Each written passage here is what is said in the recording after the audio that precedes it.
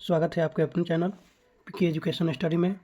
आज हम पढ़ेंगे इकोनॉमिक्स के फर्स्ट चैप्टर अर्थशास्त्र एवं अर्थव्यवस्था के सबसे महत्वपूर्ण प्रश्न जो SSC, railway, UPSC, banking, Bihar दरोगा, बिहार पुलिस और सभी कॉम्पिटिटिव एग्जाम के लिए बेहद ज़रूरी है। तो वीडियो को अंत तक जरूर देखिए और एक भी प्रश्न मिस मत कीजिए। चलते हैं फर्स्ट नंबर प्रश्न पे।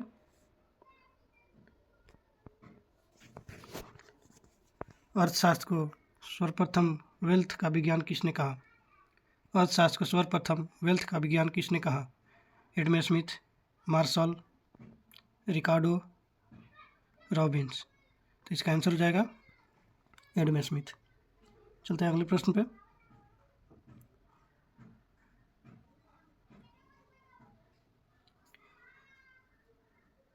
वेल्थ ऑफ नेशन के लेखक कौन है?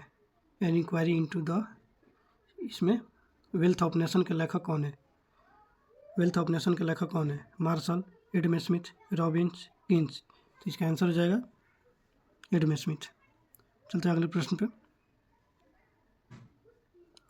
अर्थशास्त्र को मानव कल्याण का विज्ञान किसने कहा? अर्थशास्त्र को मानव कल्याण का विज्ञान किसने कहा? एडम स्मिथ, रिकार्डो, मार्शल, रॉबिन्स। तो इसका आंसर हो जाएगा मार्शल। चलते हैं अगले प्रश्न पे।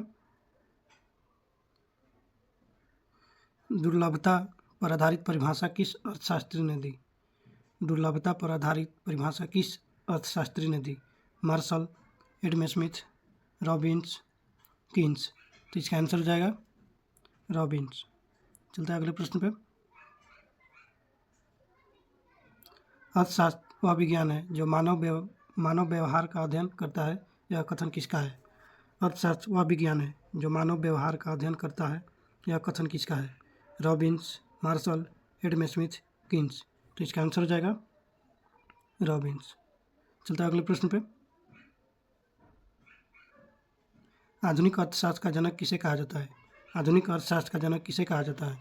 Keynes, Marshall, Adam Smith, Robbins. तो इसका आंसर हो जाएगा एडम स्मिथ। चलते हैं अगले प्रश्न पे। अर्थव्यवस्था का अर्थ है केवल उत्पादन, केवल उपभोग, आर्थिक क्रियाओं की व्यवस्था, केवल वितरण। तो इसका आंसर हो जाएगा आर्थिक क्रियाओं की व्यवस्था। चलते हैं अगले प्रश्न पे। भारत की अर्थव्यवस्था किस प्रकार की है? भारत की अर्थव्यवस्था किस प्रकार की है? पूंजीवादी, समाजवादी, मिश्रित, साम्यवादी। तो इसका आंसर हो जाएगा मिश्रित। चलते हैं अगले प्रश्न पे। अर्थशास्त्र मूलतः किस विषय से संबंधित है?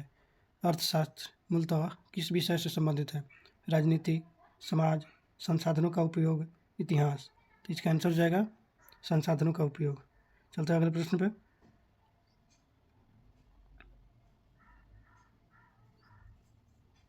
दुर्लभ संसाधन का अर्थ है असीम संसाधन, सीमित संसाधन, मुफ्त संसाधन, प्राकृतिक संसाधन। तो इसका आंसर हो जाएगा सीमित संसाधन।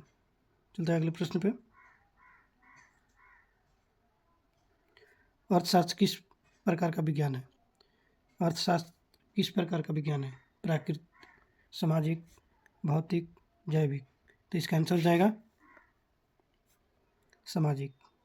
चलते हैं अगले प्रश्न पे। सूक्ष्म अर्थशास्त्र का संबंध किससे है? सूक्ष्म अर्थशास्त्र का संबंध किससे है? राष्ट्रीय आय, व्यक्तिगत इकाइयों से, मुद्रास्फीति, आर्थिक विकास। तो इसका आंसर हो जाएगा व्यक्तिगत इकाइयों से। चलते हैं अगले प्रश्न पे। व्यापक अर्थशास्त्र का संबंध किससे है? व्यापक अर्थशास्त्र का संबंध किससे है? उपभोक्ता, उत्पादक, समग्र अर्थव्यवस्था, फर्म। तो इसका आंसर हो जाएगा समग्र अर्थव्यवस्था। चलते हैं अगले प्रश्न पे। अर्थव्यवस्था के मुख्य क्षेत्र कितने हैं? अर्थव्यवस्था के मुख्य क्षेत्र कितने हैं? 2, 3, 4, 5। तो इसका आंसर हो जाएगा 3। चलते हैं अगले प्रश्न पे। प्राथमिक क्षेत्र में शामिल है उद्योग, खनन व कृषि, बैंकिंग, व्यापार। तो इसका आंसर हो जाएगा खनन और कृषि। चलते हैं अगले प्रश्न पे। द्वितीयक क्षेत्र संबंधित है। द्वितीयक क्षेत्र संबंधित है कृषि से, सेवा से, उद्योग से, शिक्षा से। तो इसका आंसर हो जाएगा उद्योग से। चलते हैं अगले प्रश्न पे। तृतीयक क्षेत्र का संबंध है। तृतीयक क्षेत्र का संबंध है उत्पादन से, सेवा से, खनन से, उद्योग से। तो इसका आंसर हो जाएगा सेवा से। चलते हैं अगले प्रश्न पे। अर्थशास्त्र का केंद्रीय समस्या क्या है? अर्थशास्त्र का केंद्रीय समस्या क्या है? उत्पादन, उपभोग, दुर्लभता, वितरण। तो इसका आंसर हो जाएगा दुर्लभता। चलते हैं अगले प्रश्न पे। आर्थिक क्रियाओं का मुख्य उद्देश्य क्या है? आर्थिक क्रियाओं का मुख्य उद्देश्य क्या है? लाभ, कल्याण, उत्पादन, आय। इसका आंसर हो जाएगा कल्याण। चलते हैं अगले प्रश्न पे। मानव कल्याण पर बल किसने दिया? मानव कल्याण पर बल किसने दिया? Adam Smith, Marshall, Robbins, Keynes. तो इसका आंसर हो जाएगा मार्शल। चलते हैं अगले प्रश्न पे। अर्थव्यवस्था का अध्ययन किस स्तर पर किया जाता है? अर्थव्यवस्था का अध्ययन किस स्तर पर किया जाता है? व्यक्तिगत, राष्ट्रीय, अंतर्राष्ट्रीय, सभी। तो इसका आंसर हो जाएगा सभी।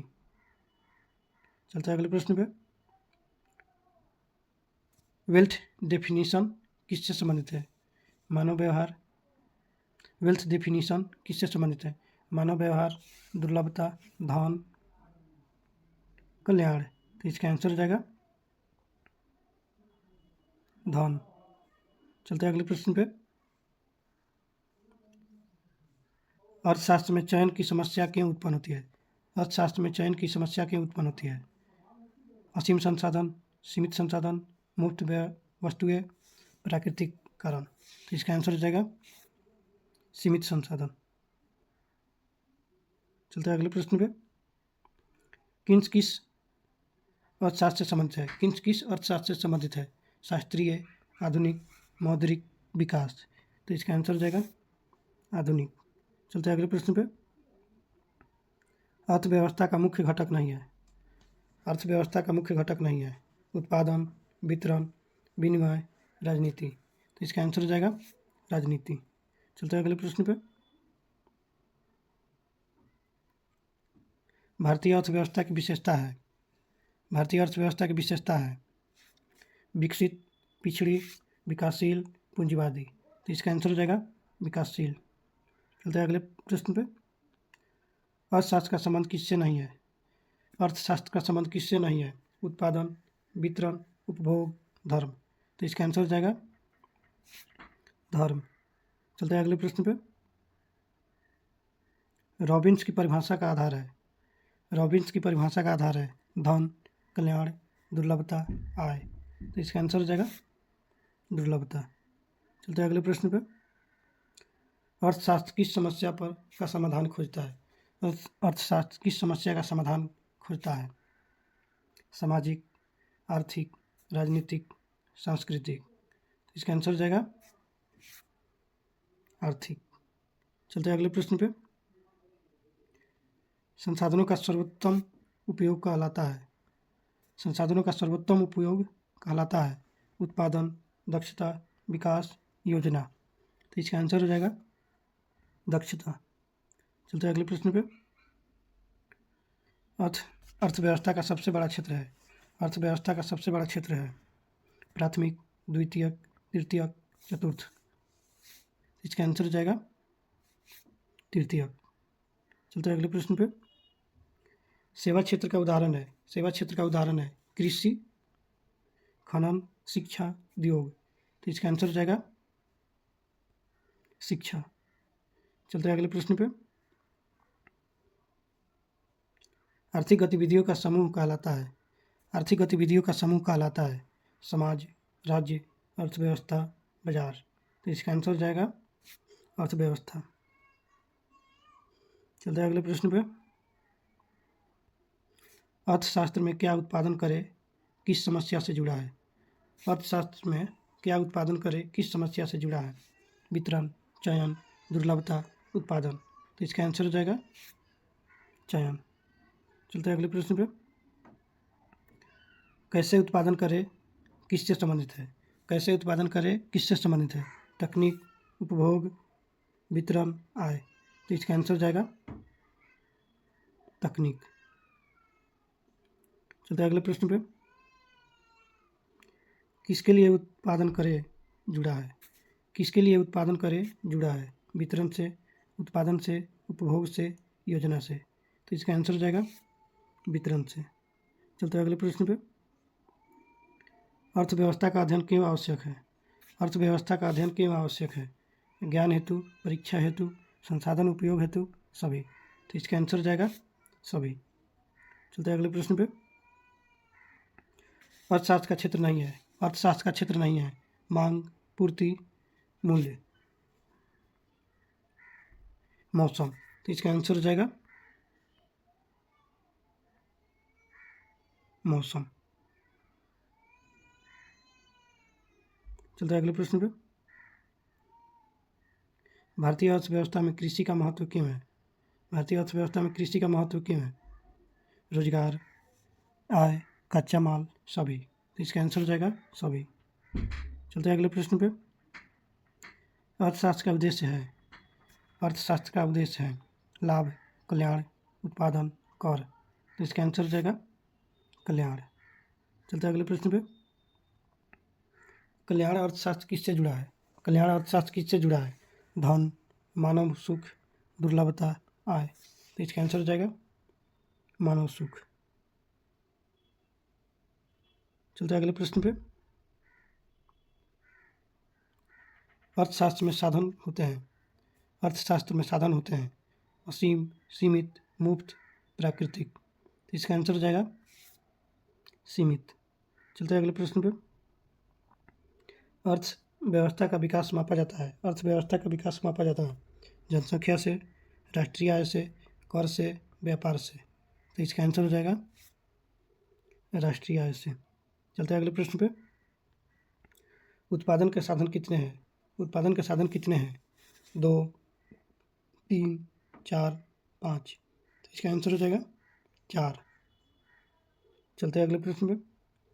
भूमि उत्पादन का साधन है क्योंकि भूमि उत्पादन का साधन है क्योंकि मानव निर्मित, प्राकृतिक, पूंजी, श्रम। तो इसका आंसर हो जाएगा प्राकृतिक। चलते हैं अगले प्रश्न पे।